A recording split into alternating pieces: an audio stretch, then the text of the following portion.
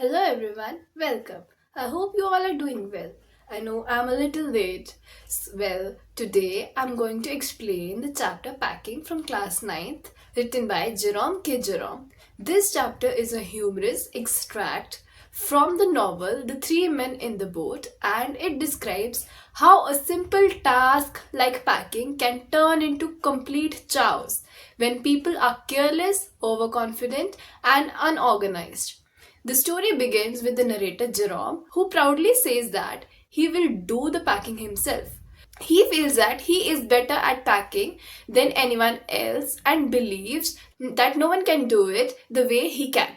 But actually, he just wants to supervise others and give instructions instead of doing the work. However, to his surprise, his friends George and Harris do not offer to help. Instead, they sit down comfortably and let him do all the packing alone. This annoys Jerome, but he pretends to be fine and starts packing.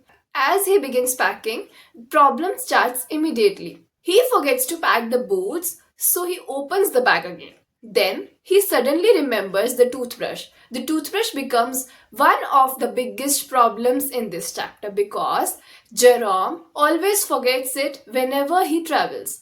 He unpacks everything searching for the toothbrush, but he still cannot find it. He gets irritated and throws things everywhere.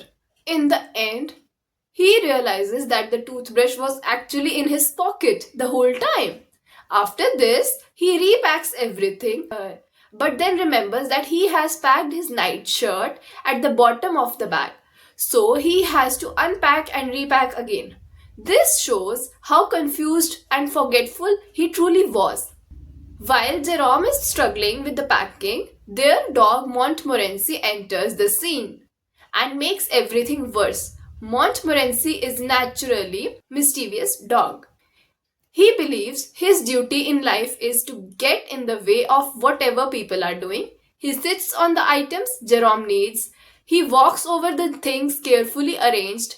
He puts his nose into the jam jar and he treats the lemons like toys, chasing them around the room. Instead of helping, Montmorency makes the packing even more difficult. After Jerome finally finishes packing the big bag, George and Harris decide that they will pack the hampers, which contain the food items for the trip.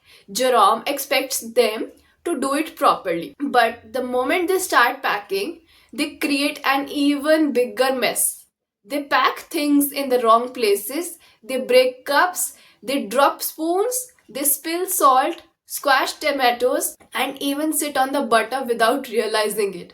The butter becomes the funniest part because it sticks everywhere on their hands, on their chair, and even on their food. They keep losing it again and again. Jerome watches them and feels secretly happy because he realizes that they are worse than him at packing.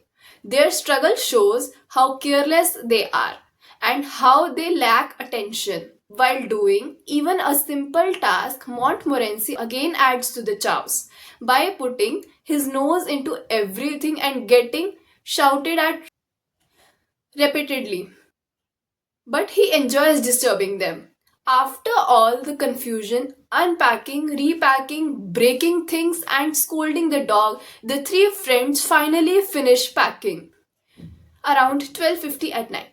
They are extremely tired and irritated. The chapter ends with a funny and relatable message that sometimes even the simplest task becomes disaster if people don't plan, coordinate, or focus.